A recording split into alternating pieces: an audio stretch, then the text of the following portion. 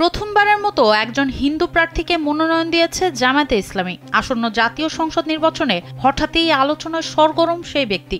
রাজনীতির জটিল সমীকরণে ইসলামপন্থী দল হিসেবে পরিচিত জামায়াতের এই সিদ্ধান্ত যেন নতুন এক রাজনৈতিক কৌশল উন্মোচন করেছে। প্রাথমিকভাবে মনোনয়ন পাওয়া জামায়াতের প্রার্থী মাওলানা আবু ইউসুফকে বসিয়ে দিয়ে উপজেলা জামায়াতের হিন্দু কমিটির সভাপতি কৃষ্ণ নন্দীকে মনোনয়ন দেওয়া হয়েছে।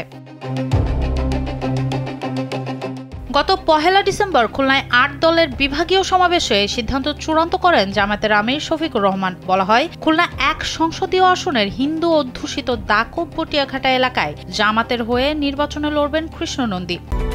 Japan Bangladesh joint venture company JBS holdings limited.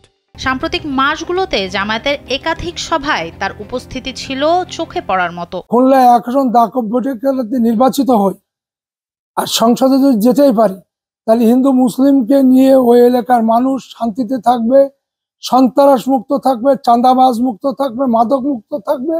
আর ভাঙন কবলিত এলাকাকে উন্নত করার জন্য চেষ্টা করব। রাজনৈতিক বিশ্লেষকদের মতে সংখ্যালঘু ভোট যেহেতু এই এলাকায় অত্যন্ত গুরুত্বপূর্ণ, তাই এটি শুধু প্রতীকী সিদ্ধান্ত নয়, বরং এটি চুলচেরা হিসেবে রাজনৈতিক কৌশল। কারণ স্বাধীনতার পর এখানকার সংসদীয় রাজনীতিতে একের পর এক হিন্দু প্রার্থী জয়ী হয়ে আসছেন। সেই মূল্যায়নে বনেদি ব্যবসায়ী কৃষ্ণ নন্দীর জনপ্রিয়তাকে কাজে লাগাতে চায় জামাতে ইসলাম খুব শান্তিপ্রিয় দল। এবার সব দাঁড়িপাল্লায় ভোট দেবে, ওনারা খুব আমাদের খেয়াল রাখেন।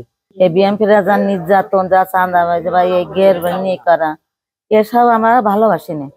যাতে সবাই ভালো থাকতে পারে, সবাই শান্তিতে থাকতে পারে, সবাই নিয়ে আমরা সেটা চাচ্ছি।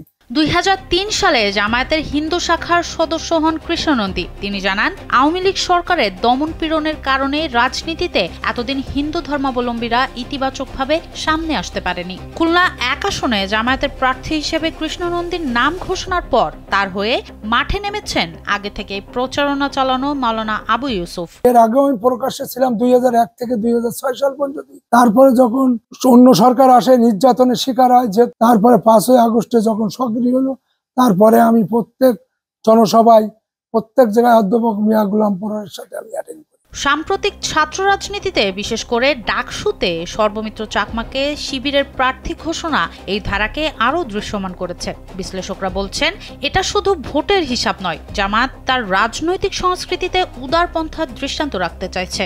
যদিও মুদ্রার অন্য পিঠে রয়েছে এই এলাকায় জামায়াতের জয়ের হিসেব নিকেশ।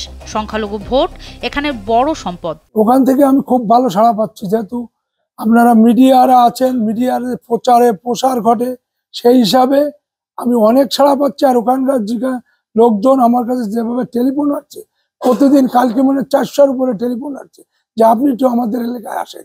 সব মিলিয়ে খুলনা ১ এখন শুধু একটি আসন নয়, এটি পর্যবেক্ষণের জানালা। জামায়াতের রাজনীতিতে নতুন কোনো পথ রেখা আঁকছে কিনা সেটা এখন সবার কৌতূহলের কেন্দ্র। শেষ পর্যন্ত এই আসনে জামায়াত কতটুকু ঝুঁকি নিল তা জানতে অপেক্ষা করতে হবে নির্বাচনের দিন পর্যন্ত। সোনম সিদ্দিকী, কালবেলা।